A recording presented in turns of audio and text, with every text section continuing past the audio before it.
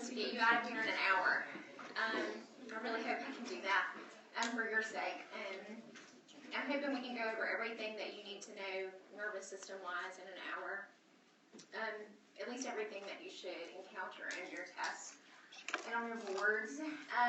So last time, let's just recap for just a few minutes about what we talked about last time relative to the nervous system. Can everybody hear me in the back okay? Awesome, okay. What we talked about last time. So remember last time when we talked about the autonomic system, we kind of break it down into two separate parts. We talked about the sympathetic part and the parasympathetic part, and we spent a whole lot of time on the sympathetic arm. Remember we talked about like where they're coming from, where the primary cell bodies are, the preganglionics, where they're going, where the postganglionic cell bodies are, where they're going, how they get there. So we're basically going to use that this time, and we're going to talk about exactly which fiber's going where, what it's doing, what it's innervating. So we're going to kind of break it down and get specific this time. Let's see. Let's just kind of recap very quickly, and we're going to do sympathetic and parasympathetic at the same time, which is a little bit different than the way we did it last time. So let's talk just briefly. Let's recap the sympathetic system.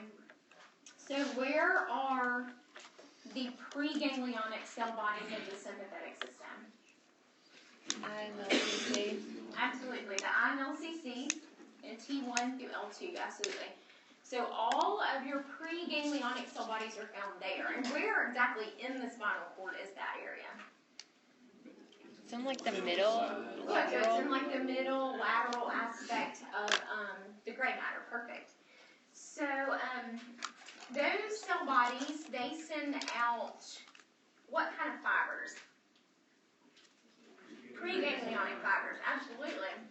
So those preganglionic fibers leave the IMLCC, and they travel in the ventral root because they're motor, right? What kind of fibers are they? What are the letters of those fibers? GVE, always and only. Good. So these GVE preganglionic fibers, they travel in the ventral rootlets into the ventral root into the spinal nerve.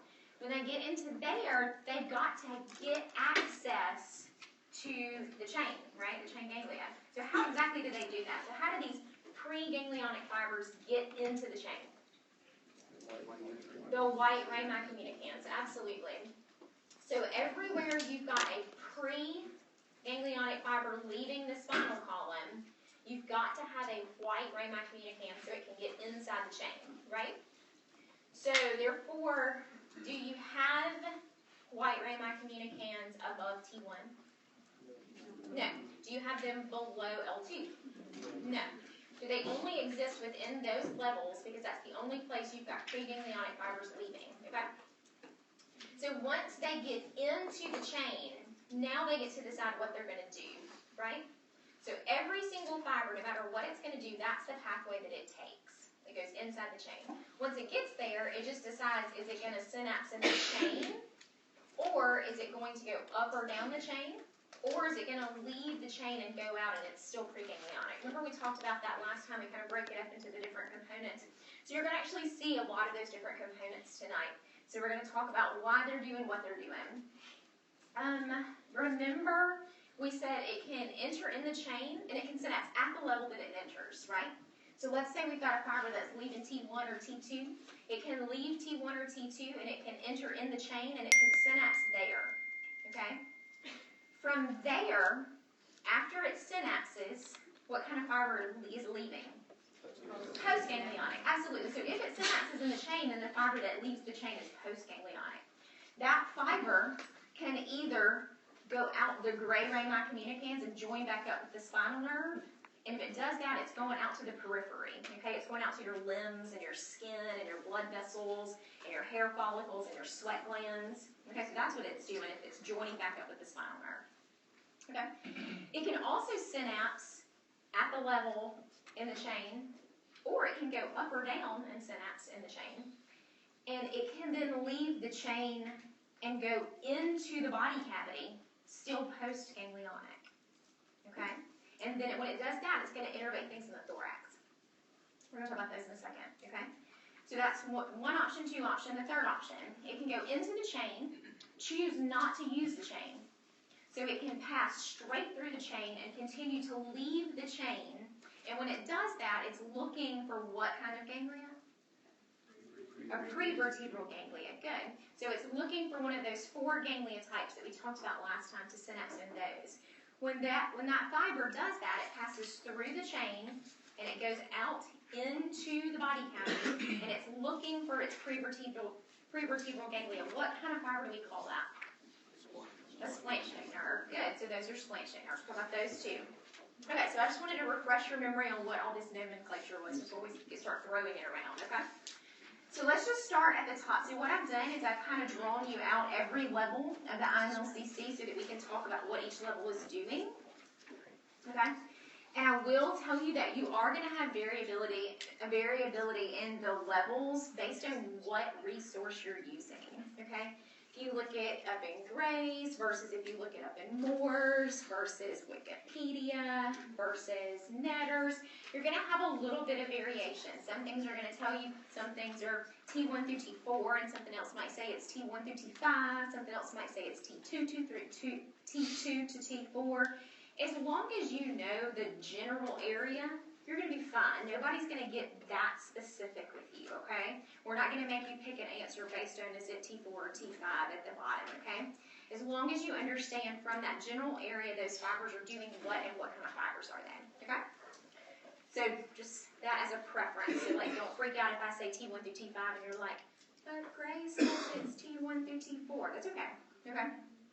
All right, so let's just start at the top. So let's pick these fibers up here at the top.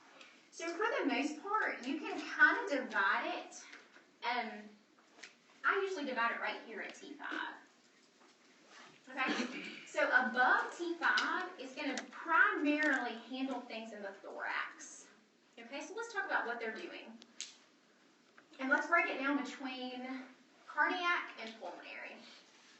And let's do cardiac first. Okay, so these levels, T1 through T5, some sources are going to say T1 through T4. But these fibers are going to leave the INLCC. They're going to enter in the white rami communicant to get access to the chain. Okay? And once they get into the chain, they're going to do 2 different things. Some of them are going to synapse at these levels. Okay, so some of them are going to go into the chain and synapse at T1 through T5.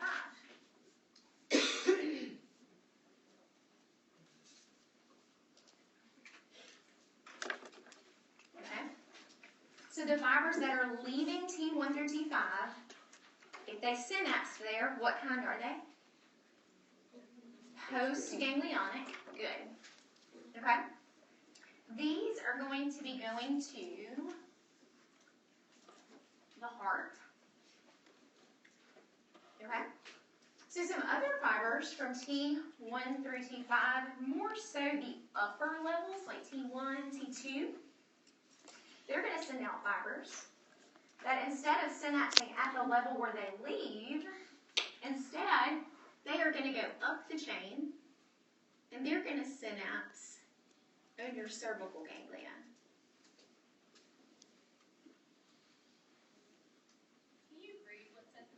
Sure. It says superior, it's actually SUP, but it's supposed to be superior, middle, and inferior cervical ganglia.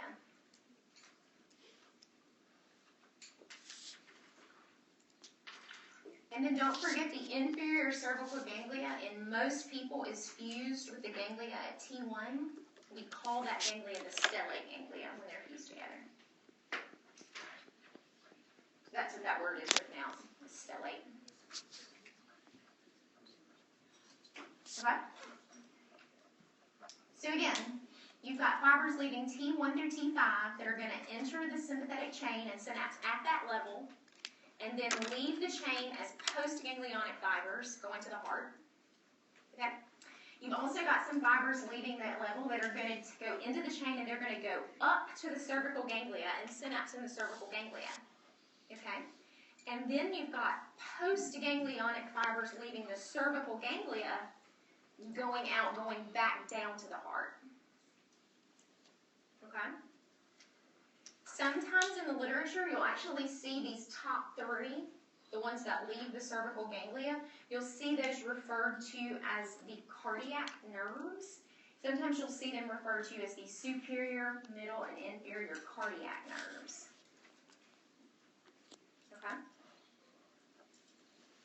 I'll say that again. Sometimes sources will refer to those top 3 that leave the cervical ganglia. They'll refer to those by name as the superior, middle, and inferior cardiac nerves. So all 3 of your cervical ganglia, or the postganglionics, are going to the heart, not just the inferior. No, I just did that at a sake of simplicity. They're all 3 going to the heart. Yes. No. So, ask me again? So no, so these nerves are coming directly off those ganglia. No, they're coming from the genes levels. So their cell bodies are in the IMLCC at these levels in the spinal cord, and they're leaving the spinal cord and going into the chain and going up to the cervical ganglia, and then leaving the cervical ganglia as a postganglionic fiber. Has nothing to do with C678, nothing at all. There's a question in the back. No? Are they synapsing and then it's another fiber that's leaving, or is that same axon? It's a postganglionic fiber. So the fiber that went into the chain and went up synapsed in the cervical ganglia. Then a new fiber, which is now postganglionic, is going to leave that ganglia and go to the heart. So you've got 2 different fiber types going on. You've got your preganglionic, whose cell body lives in the IMLCC at T1 through T5. They're going to synapse in the chain, and then you've got a new fiber leaving the chain that's postganglionic, and its cell body is in the chain ganglia. Does that make sense? So 2 fibers here. Question? And the new fiber exits anterior, or doesn't go through the gray communication? No. The new fiber leaves directly off the ganglia. It does not join back up. It doesn't go back out the gray rami. Remember, if it's going out the gray rami and joining back with the spinal nerve, it's going out to the extremities to do skin, blood vessels, hair follicles, sweat glands. That's not these things. These fibers are postganglionic fibers that lead directly off the chain and go into the thorax to innervate structures in the thorax. And all of these are postganglionic. Does that make sense? Okay. Before we get over into this side, let me ask you a question. So, where are the preganglionic cell bodies of the sympathetic fibers that innervate the heart? More specific, IMLCC? T1 through T5. Absolutely. What if I said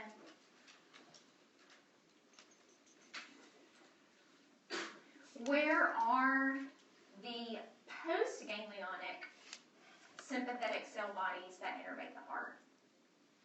Chain gang?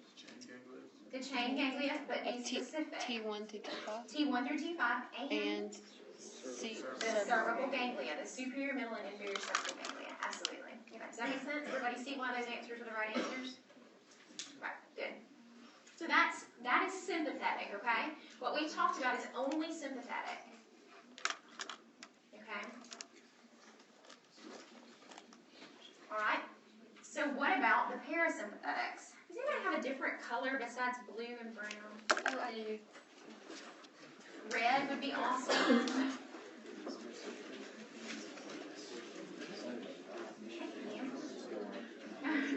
Let me see. Oh, actually, I just want to be able to, whoever shows up in the back of us, it actually might be purple. Okay. Okay, so let's talk, so that is the sympathetic innervation to the heart, okay? So you've got parasympathetic innervation to the heart as well, okay? So parasympathetics, if I fall off this stool, we're just going to laugh and we're going to keep going. So parasympathetics are coming from cranial nerve 10 in the brainstem. Remember we talked about this last time. So cranial nerve 10 in the brainstem is going to come down, and it's going to give innervation off to the heart. Okay?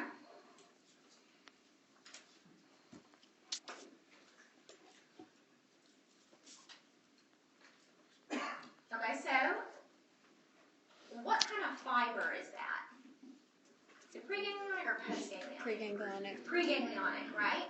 So do you remember last time when we talked about the parasympathetic system, we mentioned that parasympathetic innervation has these really long preganglionic fibers because their ganglia that they're going to innervate are either right next to the organ that they're going to innervate or right inside the wall of the organ, okay? So essentially the preganglionic fibers are really, really long, and they essentially go all the way to the target before they find their ganglia, okay? So the vagus is going to kind of move and travel all throughout the thorax and even into the abdomen just a little bit, okay? And it is still preganglionic, okay? So what I do want you to know is that when the right and left vagal nerves innervate the heart, they are going to join in with these postganglionic sympathetics that are innervating the heart. And when they join together, they form something called the cardiac plexus. Okay? The cardiac plexus. So the cardiac plexus, all it is, it's like a little tiny spider web of nerves that's made up of both sympathetic and parasympathetic fibers that are innervating the heart. Okay? It's found at the base of the heart, and it's found right inside the curve of the aorta. Okay? You don't dissected this, right? You probably destroyed it and you didn't even know it. You probably just thought it was fascia and you were just cutting and throwing and you got rid of it. Okay? Okay?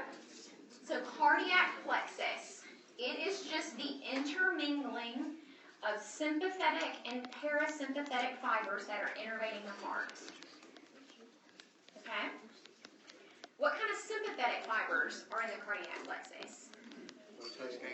Are there preganglionic fibers? Are there preganglionic sympathetics in it? No. They stopped in the chain. Okay? No. Okay? Right? So that is the heart.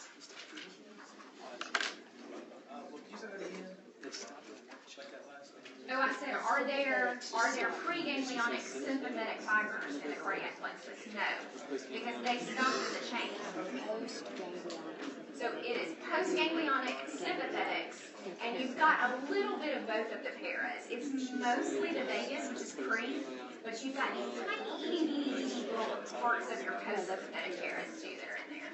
Okay, go ahead. The plexus is situated anterior to the arch, or just Underneath it, in the concavity of the heart, of the arch of the aorta. So it's like basically underneath, like the inside of the curve of the arch of the aorta. okay? Okay, so that's the heart.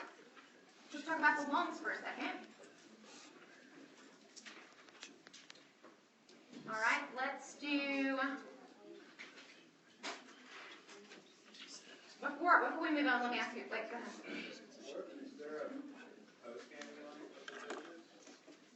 So, did anybody hear his question? So he said, is there a postganglionic fiber from the vagus? So the postganglionic fibers from the vagus nerve are going to be itty bitty tiny. So they are going to live directly next to the target organ. So like, the vagus is going to synapse on its postganglionic cell bodies, which are in the ganglia around the heart, but they are literally right next to the heart or either right inside the wall of the heart, of the fascia around the heart. So they're little bitty, teeny tiny. Okay? So, before we move on, let me ask you a question.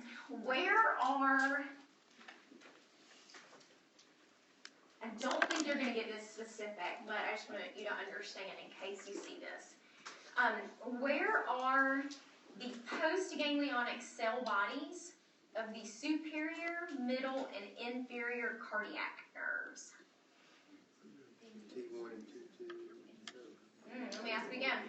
Where are the postganglionic cell bodies of the cervical good, ganglia. of the superior, middle, and inferior cardiac nerves? They are in the superior, middle, and inferior cervical ganglia. Everybody got me on that? Everybody with me? You get that?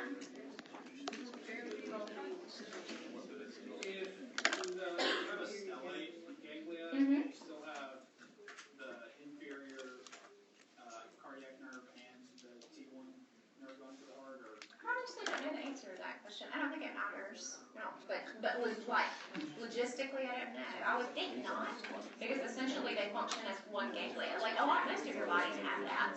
It's just really long and skinny. You'll see it. So I would think that you probably have one fiber leaving it because it functions like one ganglia. Okay. All right. So that was the heart. Let's do the lungs. They are very, very similar. Okay. So for the lungs, some sources will tell you it's T2 through T4. Some will say it's T1 through T4. Some will say it's T1 through T5. We're going to just, for sake of generalization, let's say T1 through T5.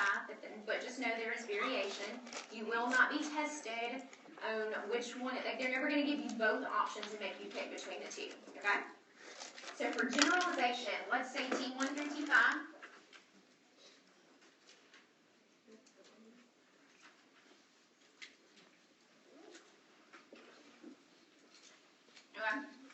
So, preganglionic cell bodies are in the IMLCC at T1 through T5. They are going to enter in the white Raynaud communicans and gain access to the chain. Okay, from there, they are going to synapse at the level that they enter the chain. Okay? So they're synapsing in the chain at their own level.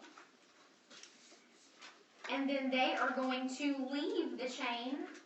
Postganglionic fibers are leaving the chain to go out and innervate the lungs, specifically like the trachea and the bronchi, really more so than the tissue itself of what we call the lung. But for our purposes, we'll say the lungs. Okay? These fibers are postganglionic. Okay? So, where are the pre-ganglionic sympathetic cell bodies that innervate the lungs? IMLCC T1 through T5. Good. With a little bit of variation depending on what source you read. Okay? Where are the postganglionic cell bodies of the sympathetic fibers that innervate the lungs? In the chain at T1 through T5. Good. Everybody still with me?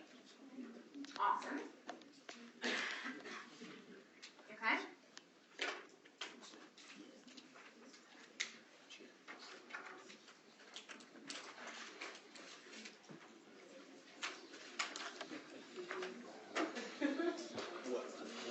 Okay. So with that, talking about the parasympathetic system, you've got the vagus. And even though, for the sake of simplicity, I'm only drawing one, everybody's aware that there's a right and a left, right? Like there's two vagus nerves, you know? Just like there's two of this side that I'm just drawing one side. Okay. Just want everybody to make sure we're on the same page. Okay. So the vagus nerve is going to travel posterior to the root of each lung. And from there, it's going to innervate the lungs. It's really easy and simple. Okay? What you might see confusion about is where you've got the vagus on the posterior aspect of the root of the lungs, and you've got all these postganglionic sympathetics going to the lungs.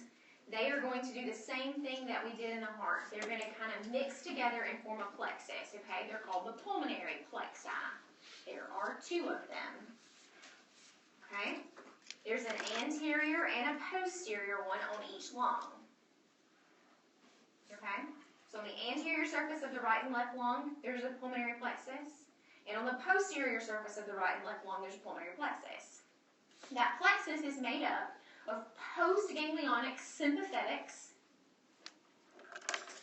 and preganglionic parasympathetics from the vagus, as well as really, really small, minute postganglionic parasympathetics that are found right at the place where you're innervating the lungs. Yes. So you've got postganglionic sympathetics, and then you've got the preganglionic parasympathetics in the vagus, and then you've got these really tiny postganglionic parasympathetics. Remember, because the vagus is going to synapse on their ganglia at the lungs where they're going to innervate them. And then you've got these itty tiny little postganglionic fibers going straight to the lungs. You didn't quickly mention postganglionic parasympathetic and cardiac plexus. Did you just skip those for simplicity's sake? Are they technically there too? They're there. So are they part of the cardiac plexus? They are. Also? Yeah. Yeah. They're just so small that for the most part we just don't really consider them as, but they're there. Yeah. But the plexus itself, when you see all those nerves, it's pretty much postganglionic sympathetics and preganglionic parasympathetics. As long as you are aware that there are absolutely no preganglionic sympathetics in these plexi, right? There are none. They synapse in the chain and they are finished, right? That's where they're going to get you, okay? There are no preganglionic sympathetics in these plexi, right? Because the preganglionic sympathetics ended in the chain. So they're not out in the cavity. They're not out in the thorax. They're gone. They stopped at the chain.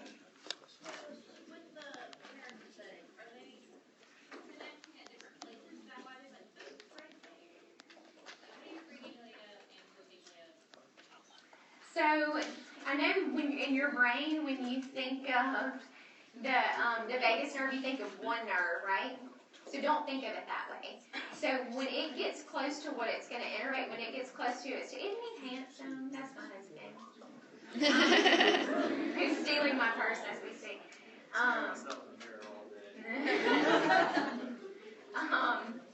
So think about it as once the vagus gets close to its target, it's going to kind of spit off all these tiny little minute little fibers that are going to go and innervate at different spots on the lungs. You just got tons of crossover. It's like a spider web, essentially.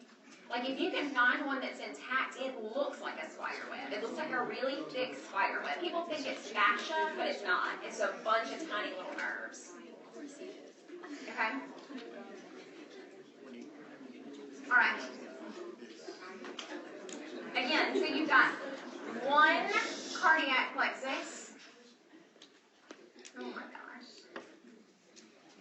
Oh, it's in my car. It's in the console. In case you're wondering what's happening, I ran out of gas.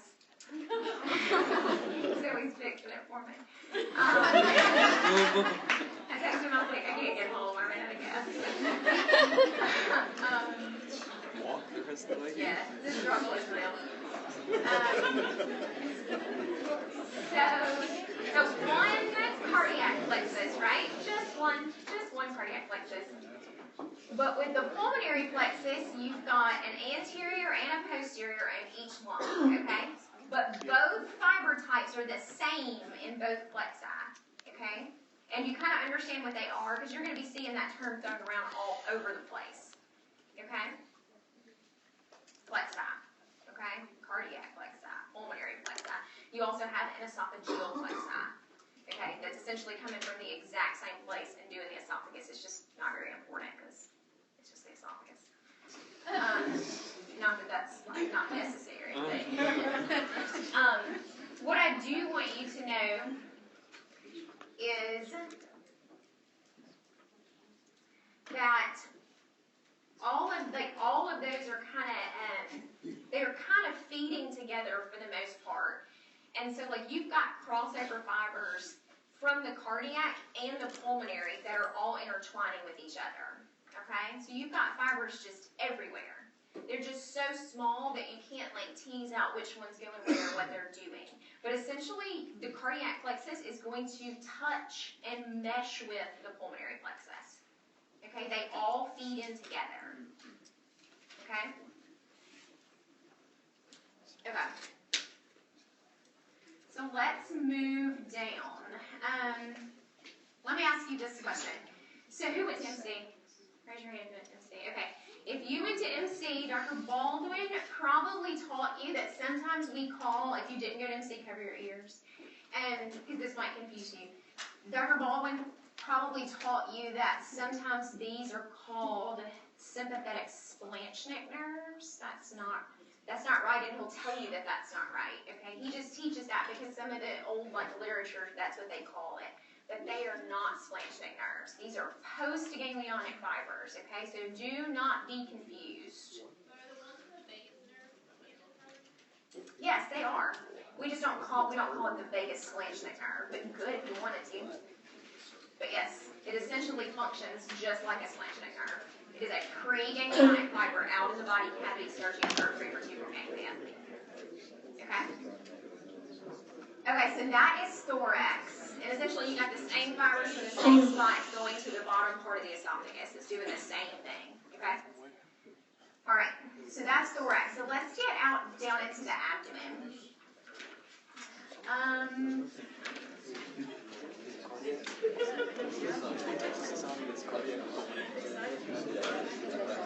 Okay, so now we're going to take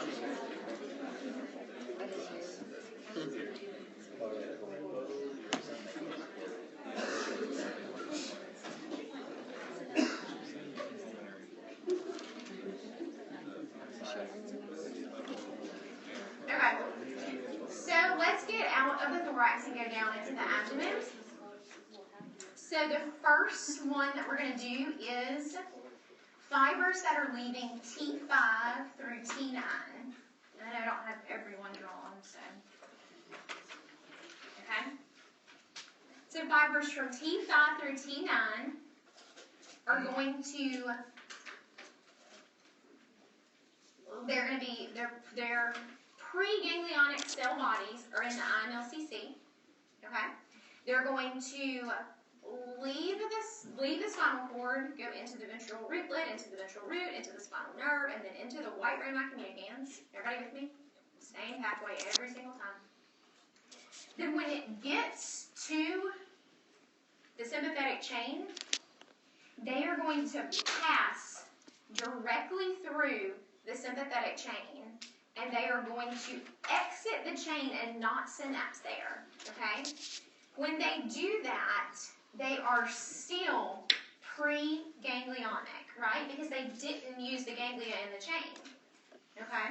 So it's looking for one of those prevertebral ganglia, okay? So what do we call that kind of fiber? Splanchnic. Good, and that one has a name.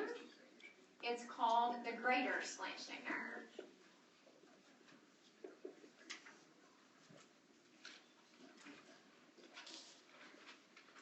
Okay? It very specifically is going to synapse on the celiac ganglia.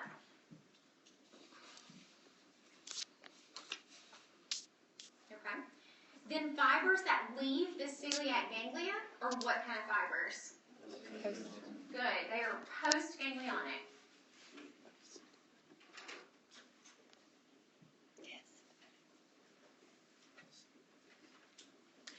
So fibers that leave the celiac ganglia, they are post-ganglionic, and they are going to go innervate derivatives of the foregut.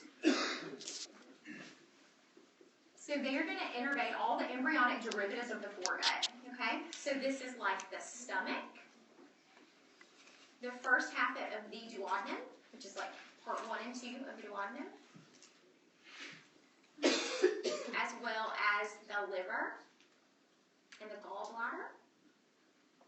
So everything that came from the foregut, the embryonic foregut. So again, stomach, first half of the duodenum, liver, gallbladder, pancreas, all the things found in the foregut. Okay?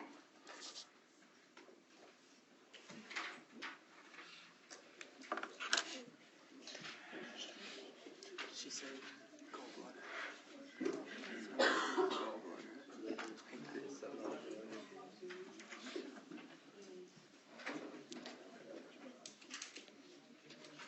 Okay, so where are the pre-ganglionic cell bodies of the sympathetic system that innervate the pancreas? IMLCC levels 5 to 9. IMLCC levels T5 through T9. Where are the postganglionic sympathetic cell bodies that innervate the stomach? Good, the celiac ganglia. Beautiful. Good, good, good.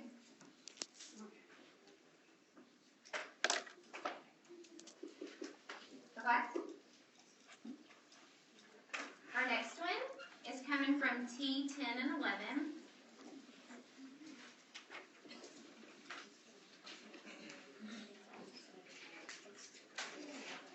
So again, this is essentially following the exact same format that the one above it does. Wait, before we move on, has everybody found the greater splanchnic nerve in the lab?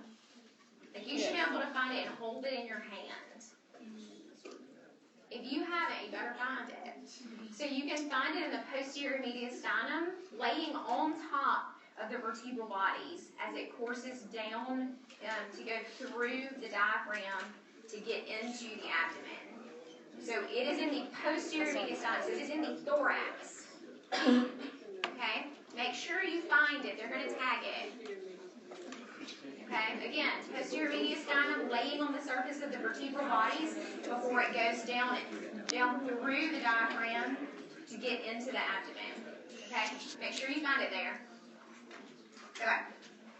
So 10 and 11 are going to do the same thing.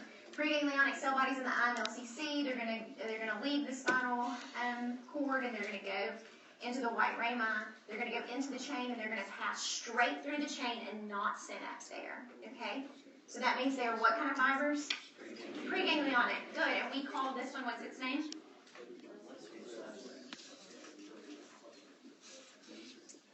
So it's the lesser. Okay? So this is T10 and 11. Is this the lesser splanchnic nerve? Okay. It is going to synapse on the superior mesenteric ganglia.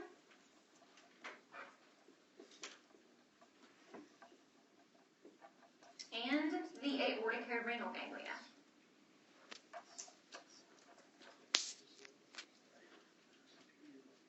Superior mesenteric ganglia and the aorticorenal ganglia.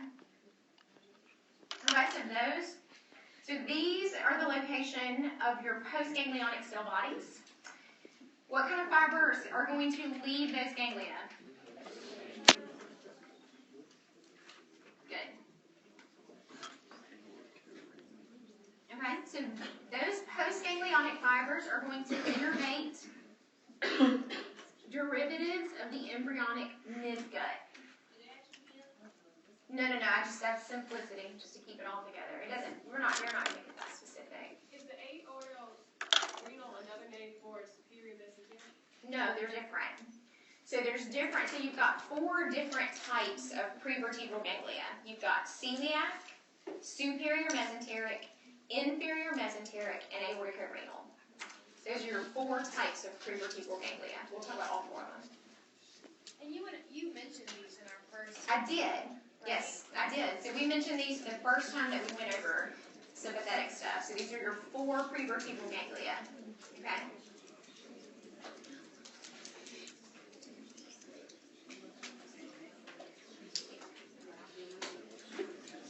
Oh, so the lesser splanchnic is going to synapse on the superior mesenteric and aorticorenal ganglia. Those postganglionic fibers are going to innervate derivatives of the midgut. This is going to be the distal half of the duodenum.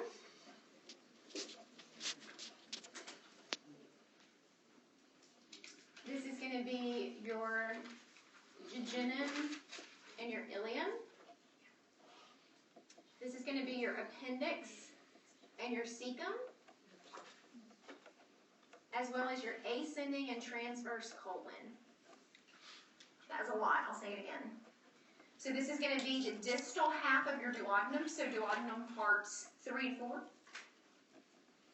as well as the jejunum and the ilium, the appendix and cecum, and the ascending and transverse colon. Okay, so these are all embryonic midgut derivatives. Okay, so where are the preganglionic sympathetic cell bodies that innervate the small bowel? INLCC is T10. Yep. INLCC, T10, and 11. Okay. Where are the postganglionic sympathetic cell bodies that innervate the ascending colon? Superior mesenteric ganglia and aorticorenal ganglia. So you're still saying INLCC, T10, T11, but can't you also say lesser phalangic nerve, or it's different? Well, the cell bodies are actually in the spinal cord. So how would you word a question to answer or to go to lesser phalangic nerve? The fiber. Which of the following preganglionic fibers are going to innervate this? And that would be the lesser phalangic. So the cell body is always going to be the cell body that are in the nucleus somewhere. Yeah, but if they want to know the fibers of these cell bodies or the preganglionic fiber, that's going to be the nerve itself. Is your question? So, does the postganglionic both go to all of them? Yes, absolutely. They're both going to innervate everything. This nerve and these levels innervate this section. Okay? Yes. Are the aorticorenal ganglia just between the superior and inferior mesenteric ganglia? So not really. So the aorticorenal are at the branch point. So if this is the aorta, and this is the renal arteries, they live right here. So they're kind of like at that like that angle where the renal arteries branch off of the aorta. Okay, but they supply essentially the same thing with the superior mesenteric ganglia. They all intermingle together. So that's kind of what he was asking. So don't think of the ganglia as supplying these structures. Think of these structures being innervated by this level. Okay, so the level is innervating the derivative of the midgut. So like spinal cord levels 10 and 11 is responsible for midgut innervation. So don't think, because in a minute something else is going to use aorticorenal. It's not going to be doing midgut. So don't think of what the ganglia is doing. Think about what spinal nerve level is going to innervate that area. Okay? Okay? But Hang you in can there. just think of those just like your superior, middle, inferior, cervical ganglia. Kind of. Kind of. Okay. So next you've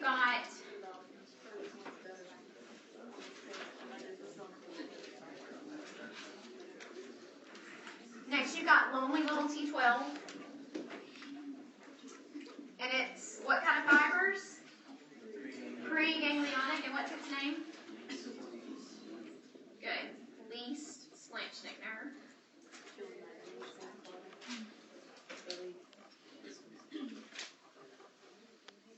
Okay. So it is going to synapse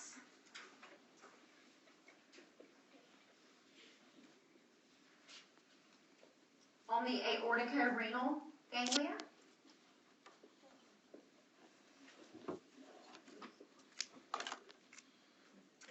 Who then is going to send what kind of fibers? What kind of fibers are leaving the aorticorenal ganglia? Postganglionic. Good. They are going to go innervate retroperitoneal structures.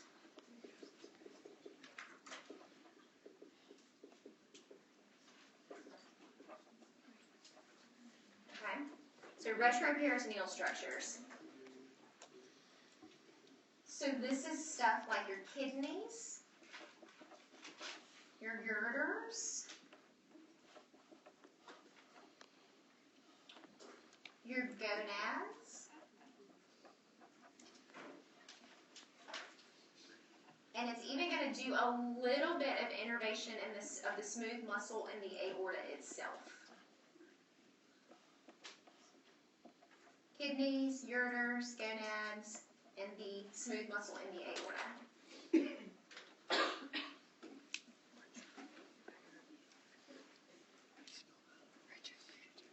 Okay?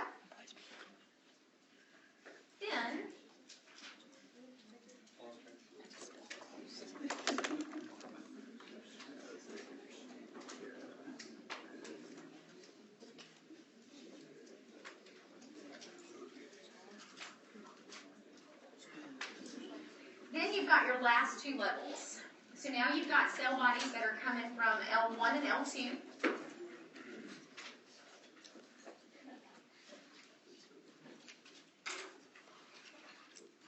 And sometimes you'll see it done two separate ways. Okay? Sometimes you'll see it written as just L1 and L2. And in some sources you'll see it written as these fibers leaving L1 and L2 and going down the chain and synapsing at some of the lumbar ganglia down the chain and leaving from there. Okay, so sometimes it might be just more than like the spinal areas of L1 and L2. But for what you need to know is that the cell bodies are at levels L1 and L2. Okay, I'll say that again just in case that was confusing. The cell bodies of these, which is called the lumbar slant neck.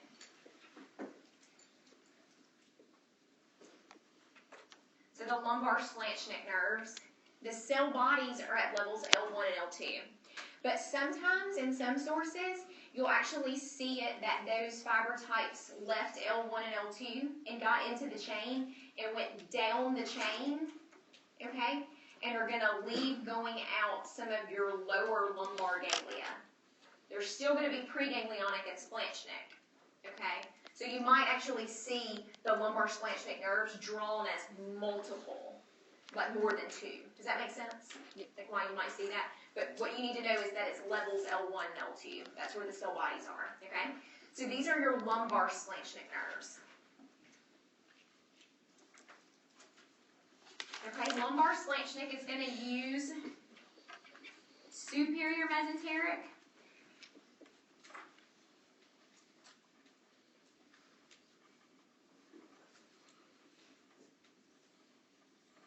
superior mesenteric, inferior mesenteric, oh no, right or wrong, and celiac.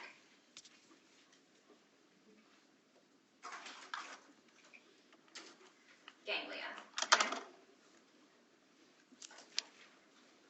So lumbar is essentially going to kind of cover the entire, like, prevertebral area, okay? They're going to kind of just go everywhere. From there, postganglionic fibers are going to innervate derivatives of the hindgut.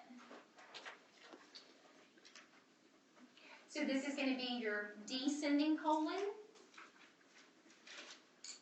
your sigmoid colon, your rectum, and part of your anal canal. I'll say it again.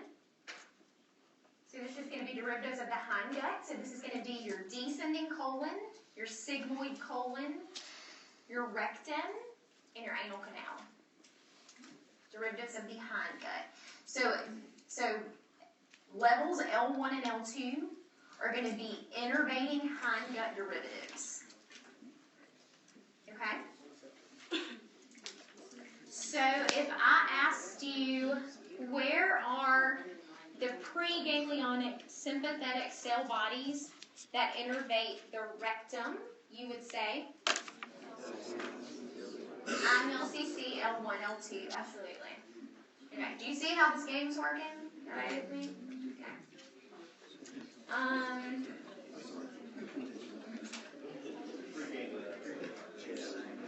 Sometimes these Let's talk about a caveat. So,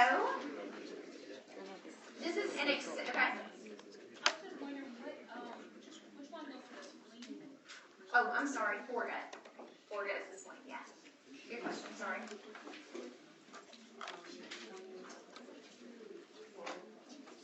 So let's talk about a caveat, which is an exception. Remember, everybody likes to test an exception, right? So, did it crank? You're the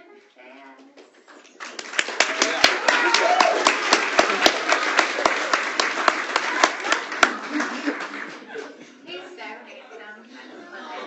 Okay. Okay. So, caveat. What I want you to know is this is one situation where innervation does not follow this pattern, where it doesn't follow this rule, okay? And that is, you've got the fibers that travel in the greater slanchnic nerve, so that's levels T5 through T9. Instead of going to the celiac ganglia, there's going to be parts of them that don't use a ganglia, okay? So you've got some fibers from the greater slanchnic, which are still pre-ganglionic, that are going to go and they're going to directly synapse on the adrenal glands.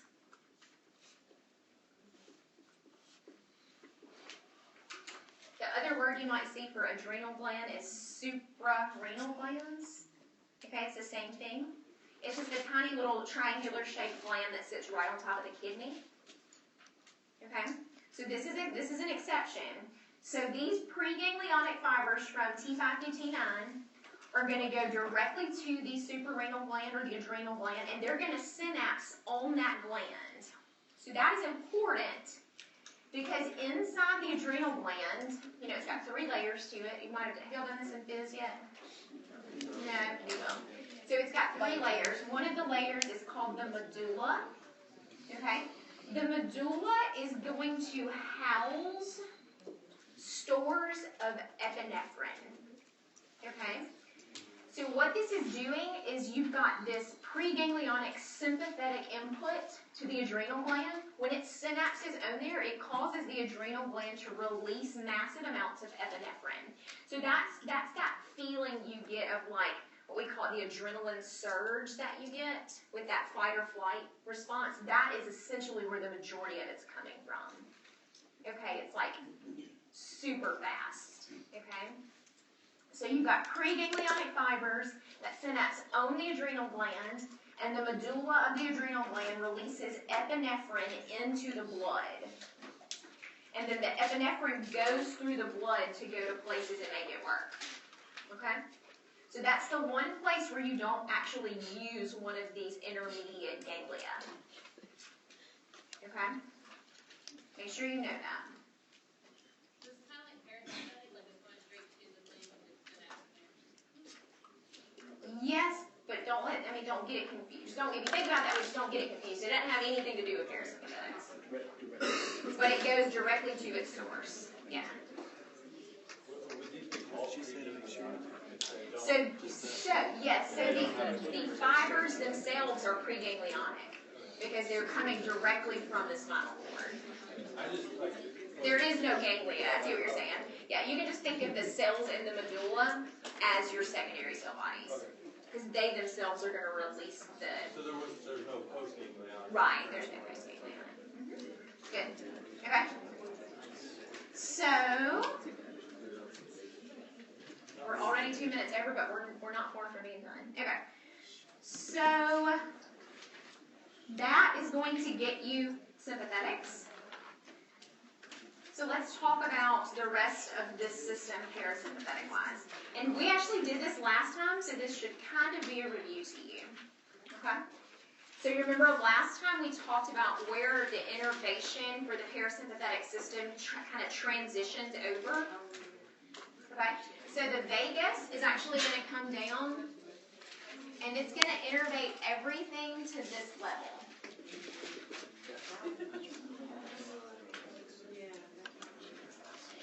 Okay, so the term we use for that is it does everything above the level of the splenic flexure. But remember last time I told you don't, and that's the splenic flexure is the curve in the colon that's right in front of the spleen. Okay, that's what that means. Okay, but remember last time I told you don't think of that level as being a horizontal level, because it is not. Okay, it is a diagonal level. Okay, so kind of like how we split midgut and hindgut. Remember how we talked about midgut and hindgut? Midgut was essentially all of this. It's the same thing. Okay, so think of this as splitting midgut and hindgut. Okay? So vagus is going to do everything above the level of the splenic flexure.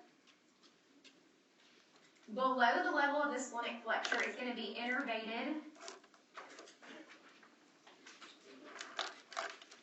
by S2, 3, and 4.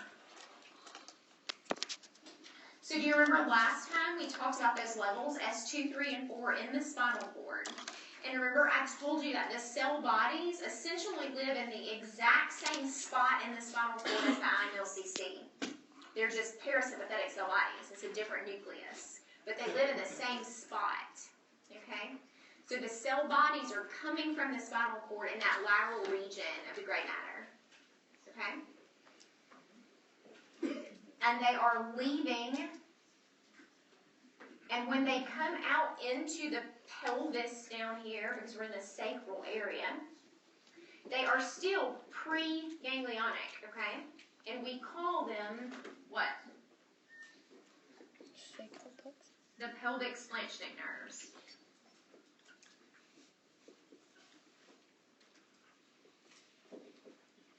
You went to MC, Dr. Baldwin called these nervae arrogantes.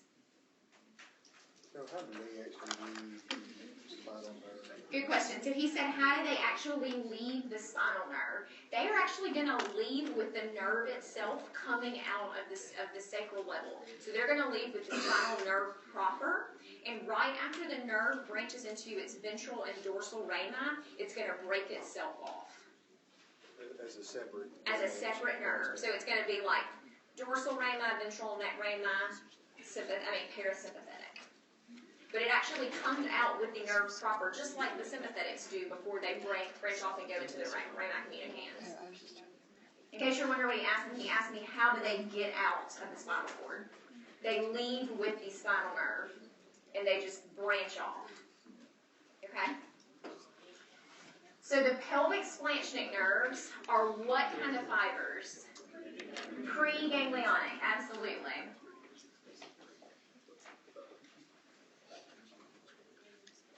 Good, so they are pre-ganglionic.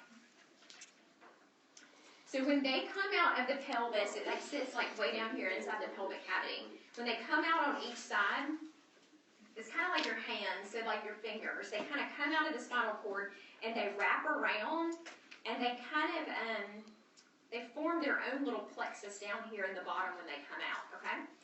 We call that area where they come together down here in the plexus, down in the pelvis, it has its own name. It's called the inferior hypogastric plexus. Okay? But it's not just parasympathetics. So what is it?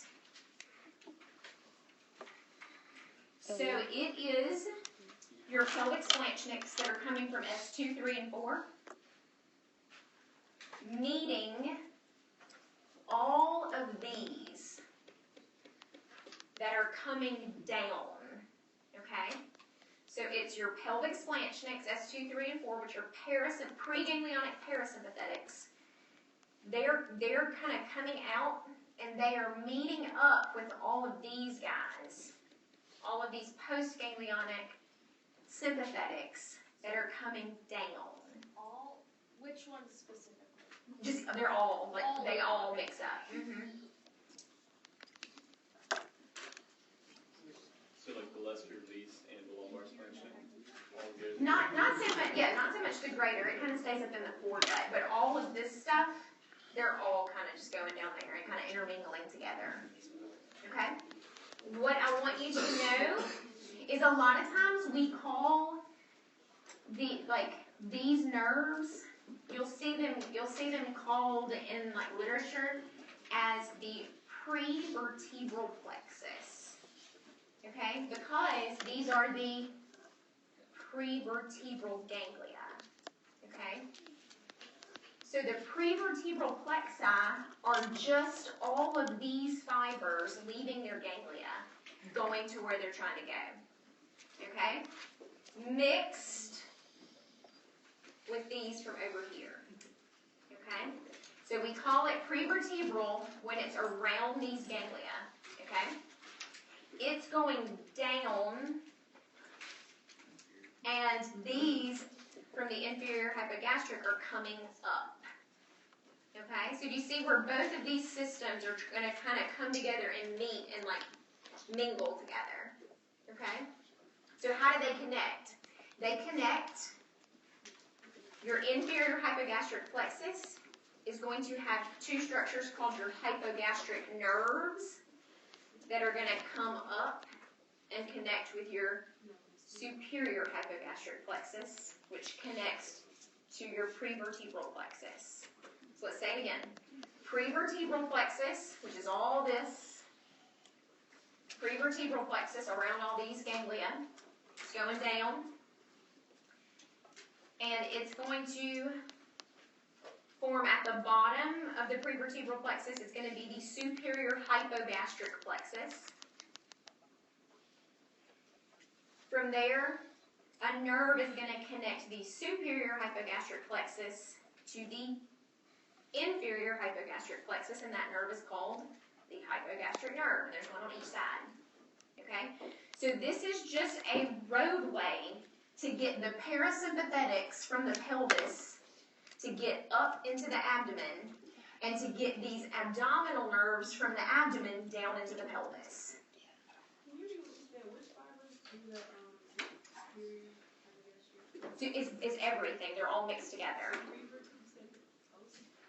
So it's your postganglionic sympathetics, but it's not just your postganglionic, because sometimes you might have mixed up in the plexus on its way to the ganglia some of these pre. So it's really both. Okay, you just need to understand that these plexi are just all of these nerves going where they need to go. It's just a big network intersection of all these different nerve fibers. So your prevertebral plexus turn into your superior hypogastric plexus? I didn't hear you. Is your prevertebral plexus turn into your Superior hypogastric plexus. Yes, that's correct. So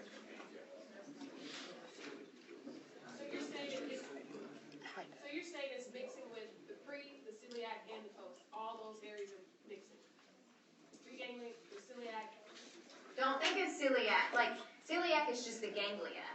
So around the celiac ganglia, there's a celiac plexus. So there's a plexus around that ganglia. There's also a plexus around the superior mesenteric ganglia, and it's called the superior mesenteric plexus. So around every ganglia, there's a plexus that's made up of these preganglionics coming in and the postganglionics leaving.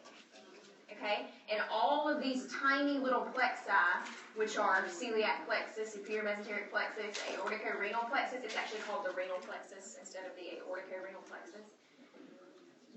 All of those together are called the prevertebral plexus. Does that make sense? So each one of these is its own little plexus, and together they are collectively called the prevertebral plexus. Okay? And it's your pre-ganglionics coming into the ganglia, and it's your post-ganglionics leaving. They all just kind of cross up together. Okay? But it's not just those alone, because mixing in with those, in those plexi, you've got parasympathetics from the inferior hypogastric plexus that are coming up to get to their target. So you've got to get these fibers all the way up here to this part of the descending colon. Okay? So how's it going to get there? It's going to ride all the way up those plexi to get there. So just think of it kind of as a big intersection. Okay, so I'll say it one more time. Around each of these ganglia, you've got a plexus, a celiac plexus, a superior mesenteric plexus, an inferior mesenteric plexus, and the aortico-renal is called the renal plexus. Okay? Collectively together, we refer to that as the prevertebral plexus. Okay? And it is pre-ganglionics coming in, post-ganglionics going out, mixed, it's all sympathetic, mixed with your pre-ganglionic parasympathetics coming up to get to their targets up here. Okay, so they're all mixed together. All the stuff that always branching is that the inferior hypogastric plexus? So that's what it makes when it comes out. So as soon as it comes out of the sacral area, the first thing it does is it kind of squishes together and forms the inferior hypogastric plexus. So the inferior hypogastric plexus has two nerves called the hypogastric nerves that connect them to the superior hypogastric plexus. So think about it like if I drew it, it would look like this.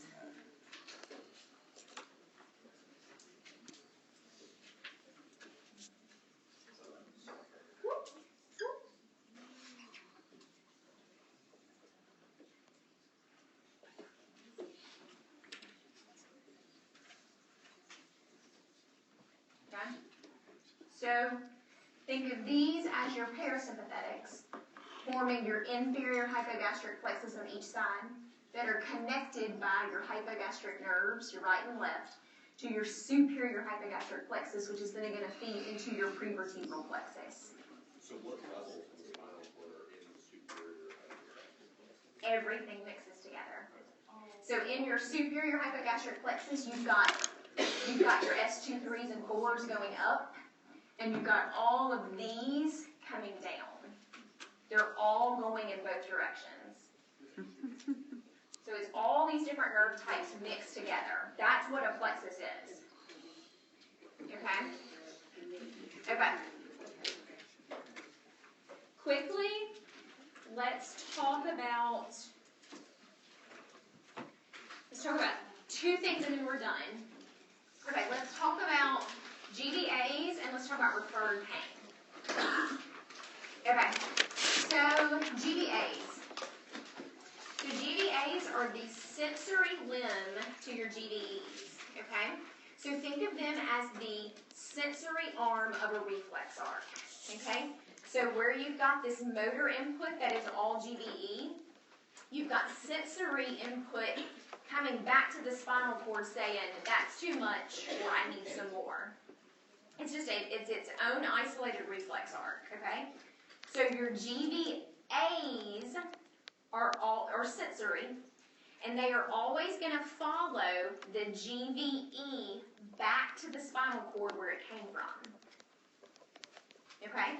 So you've got this sensory fiber literally going the opposite direction on the same nerve as the motor fiber. Okay? So they're innervating the same source. Okay, so let's just use a source. Let's pick something. Let's say the bladder. Okay? So you've got the bladder. You've got GVEs going to the bladder, telling it to contract. But you've got GVAs coming out of the bladder saying, I don't need you to contract right now. Or, I'm really full, I really need you to contract a little bit harder. Okay? So that source has got motor coming in and sensory coming out. And they work together to augment the correct amount of input. Okay? Does that make sense? So your GVAs are following your GVEs back to the spinal cord. That makes sense, right? It can't tell that GVE what to do if it doesn't get to its cell body.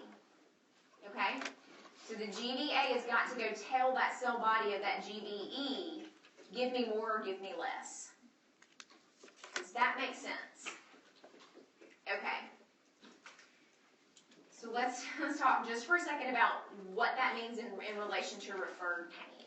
That the one you're going to be tested on more than anything is the heart. Okay? So look at this, look at what we've done up here on the board. Okay? My innervation of the heart is from what level? T1 through T5, absolutely. So if I've got GVEs going to the heart from T1 through T5, where are my GVAs going back? T1 through T5, right? Because I just told you that that sensory fiber is going back to where that motor fiber came from. That makes sense. Everybody understand that part? It follows the GVE fiber. It essentially rides it backwards. Okay? So, hang with me. So what happens is when it goes back to the spinal cord, it's going to go back through the dorsal root, because that's the sensory limb, right? The dorsal root, and its cell body is going to be in the DRG, which is the dorsal root ganglia, which is where all sensory cell bodies are. Okay? And it's going to synapse in the dorsal horn of the spinal cord, right? Where all sensory fibers synapse. So essentially, it is going to function in that capacity just like your somatic sensory fibers do. Okay? Everybody with me? Just like your somatic sensory fibers are going to have their cell body in the DRG, they're going to go through the dorsal root, they're going to synapse in the dorsal horn. Okay? Everybody's, yes, give me some head nods, you're with me. They come back through the sympathetic chain through the gray communicants to course through the DRG. Yes, wherever it came from, that's where they're going back. However it got there, they're following it back. Okay? So what happens is your GVAs, your visceral sensory feedback, it's going back to the spinal cord at the level where your visceral motor left. Yes. And it's synapsing at that level on the dorsal horn, which is the same spot where your somatic sensory fibers synapse. Everybody's going, no. So, all right, stop there. Okay. So your somatic sensory fibers, like if I walk up to you and I pinch you, your dermatome that controls the area where I pinched you, your somatic sensory fiber from that dermatome, let's just say I pinch you around your belly button. So the dermatome that is T10 is going to send its somatic sensory fiber back to the spinal cord at the level of T10 to tell you that it hurt. Right? That's somatic sensory input. Okay? Everybody with me? Okay? Good. When it goes back to the spinal cord, it's synapsing on the dorsal horn of the spinal cord. Your somatic fiber is. Somatic sensory fiber. That is also the exact same place where your visceral sensory fiber synapse. Yes. Right? Good. Okay. So what happens is you've got both of these sensations feeding back to the dorsal horn, saying, I've got a sensation that's happening. And what happens is you have an interneuron in that dorsal horn that is going to go up to the brain, to the thalamus and the cortex, to register in your brain what just happened. Okay, so I pinch you on your belly button. Your T10 dermatome somatic sensory fiber goes to the spinal cord and synapses in the dorsal horn, which then sends a fiber up to the thalamus and the cortex that says, hey, she just pinched you on your belly button. Right. Okay? That is the mechanism of referred pain. So stay with me. When your heart hurts, when you have pain there, okay, that GVA fiber that is carrying pain goes back to the level where the motor to the heart came from. That visceral sensory fiber goes back to the visceral motor input level, which is what? T1 through T5, okay? Oddly enough, it's going to synapse in the exact same spot in the spinal cord where dermatomes T1 through T5 are synapsing. So your brain gets told something just synapsed on my dorsal horn at T1 through T5 and told me that something hurt. Your brain just can't figure out, was it visceral or somatic? So it interprets it as somatic pain.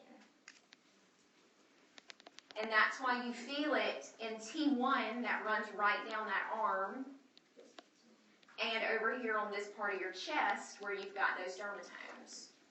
So that's why when somebody has like chest pain from a heart attack, they feel the dermatomes of these GBA fibers of the visceral organ that hurts. So could you have lung pain that occurs? Absolutely, you can. You can have any visceral pain. It's the same thing if you've got gallbladder pain or liver pain. It's anything like that. So let's take one for example. Let's take the gallbladder. Okay. So the gallbladder is innervated by what levels? T5 through T9. Okay.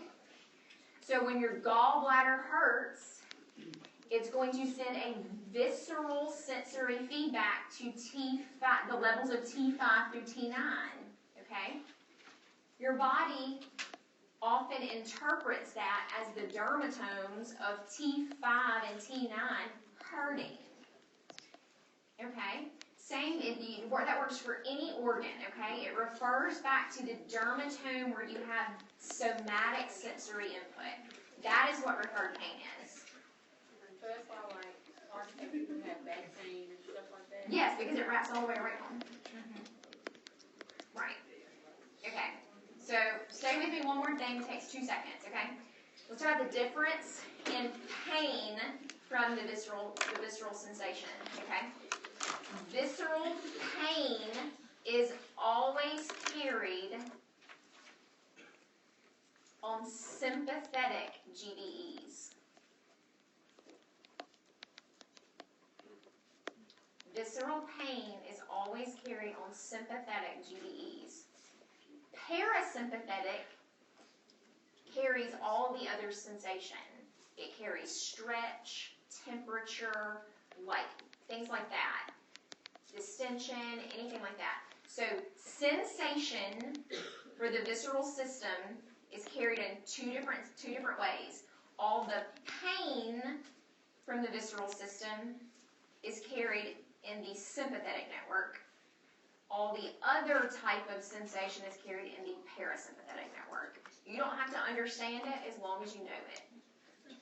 Just know it. What carried in the afferent limbs? Yes, the afferent limbs. So he brought up a good point. So let me rephrase it. Hang with me. Let me rephrase it. The GBA fibers for pain are following the sympathetic GBEs back to their location. Okay? The GBAs for all other sensation besides pain are following your GBE parasympathetics back. So you've got like stretch, you've got some like poorly localized like temperature receptors that can be painful. You've got inflammatory receptors that just pick up like irritation. You've got vibratory receptors, and so it's not just it's every other sensation aside from pain. Did you say that the visceral pain is carried on sympathetic GBE? So your visceral pain that's a sensation. That's a GBA. That GBA is going to follow the GBE back to where it came from. But the pain itself is GBA because it's sensory pain. Okay? You meant to say GBA first, I don't know what I said, but I meant to say pain, visceral pain is GBA. Any sensation is GBA. because it's sensory. What follows the sympathetic pathway? But it follows the sympathetic GDEs back to their location. Okay? All other visceral sensations such as vibration, temperature, stretch, motion, all other sensation that's visceral follows parasympathetic GDEs back to their location.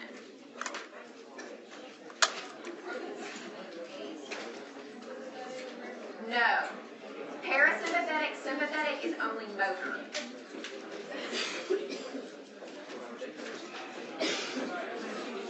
Hang with me, guys. I'm not done. Something in your visceral stretching, when it gets to the point of there being a problem and it causing pain, will it switch to the other one? Yes. Do you have to promote that, or Yes. just one? But, well, if it's stretch, you've got stretch. And if it's painful stretch, you've got pain. Go back. Starts on parasympathetic, Yeah. Once it starts to hurt, the pain goes to the sympathetic part. Okay. Hold on just a second, just so I can get through some people who want to leave, don't have to listen to questions. Okay, so let's talk about the difference between visceral pain and somatic pain, just really quickly. Or not pain, sensation, okay? So the easiest way to think about it is to think about it from the standpoint of the esophagus. That's like usually what I think about in my brain. You know, the esophagus, the top half of the esophagus is somatic, the bottom half is visceral, okay? So think about it this way. Somatic sensation is very highly localized. So like I can tell exactly where something is happening, okay? So like when you swallow food, you know exactly where that food bolus is. You know when it's in the back of your mouth, and you're aware of it being like in your throat, right? Same thing about like somatic sensation. If you close your eyes and I touch you, you can tell me the exact spot that I touched you, right? Super highly sensitized to location. Okay? But once you get to the visceral network, you lose all of that like high localization. So think about it this way. So even when you swallow something, you're not like, oh, yep, that's right at my GE junction. Oh, yep, that's in my pylorus. You have no idea, right? It's just in there. And you're not like, when your belly hurts, you're not like, oh, that's my jejunum. It's that spot right there. That's where it is. So, like, you don't know, okay? So it's very poorly localized. Visceral pain, poorly localized. Somatic pain, highly localized, okay? Or not just pain, sensation in general. I keep saying pain, but I mean to say sensation, okay? So, we talked about locale, okay? Temperature. When you swallow hot soup, you're very aware inside your mouth that it's hot, right? Or ice cream that it's cold. But once it gets past a certain point, you're not like, yep, that ice cream's melting down there. Like, you have no idea, right? So, like, your visceral system has no concept of temperature. Okay? So, no concept of temperature. Okay, so poorly localized, no concept of temperature. Okay? And then the other thing is the type of pain that you feel. So, like, if you close your eyes and I walk up to you and I poke you with a pin, okay? You're like, that hurt, right? Versus if, let's think about any type of like visceral pain at all. Like let's say you've got appendicitis. You're just kind of like, it's kind of dull, like it's kind of achy a little bit. Or like when you've got like bad belly pain, like you ate something bad, you're just kind of like, oh, my belly just kind of hurts, it's kind of crampy and dull. Versus like the ability to have a very sharp, very specific pain. You see how pain are different too. Okay, with that said, let's put all that together and talk about the appendix. Okay? When the appendix starts to hurt, it becomes inflamed for whatever reason. You've got something necrotic in it, you've got a blockage. For whatever reason, your appendix is inflamed. Okay? If that inflamed appendix gets hot, but you don't know it's hot, right? It's got fever in it, but you don't know because it's visceral. Okay? You don't know it's hot. So it's hot, and it's hurting, and it's on fire, and it's just nasty and necrotic. But all your life is you're kind of like, man, my stomach kind of hurts, and like, it kind of hurts when I like move over there on that side, and just having to like feel good. And anytime something painful touches the gut, it wants it away. So it will like move around. And what happens is the gut doesn't want that hot appendix around it. So it pushes it away and pushes it up to the top to try to get it away from itself. Okay? So what happens is once it is now against the top, it now has the ability to touch your fascial lining. Your fascial lining has somatic pain fibers. So now, when it pushes against those somatic fibers, you're like, holy smokes, it hurts right there. It's hot, it hurts, it's like, it's pain, and I can point to it. It hurts so bad. And that's the difference in which type of sensory fibers are being activated, okay? So very poorly localized when it's just visceral stuff. It kind of feels like it's coming from your belly button, okay? Right? Because look, where's the appendix? Appendix over here, midgut, what level? T10. So that referred pain kind of feels like, oh, my belly button's hurting, like right around my umbilicus, okay? But once it pushes itself up to the fascial lining and you activate those somatic pain fibers, you're like, oh, it's right here, and it hurts bad, okay? That's just a really good example of how those systems are different and how you interpret them very differently. Okay, back. I know some of you did not do as good as you wanted, do as well as you wanted to on your test. I just wanted to tell you, do not be discouraged. You've got plenty of time to pull that grade up. You've got plenty of time to buckle down and really do what you have to do to make a better grade. And don't feel like it's the end of the world. Don't be like, I'm never going to get to be a surgeon because I suck at anatomy. So I had a girlfriend in my class who had to make an 80 on the final to pass the class. She is now a 5th-year surgery resident. She passed by 1 point anatomy. You're going to be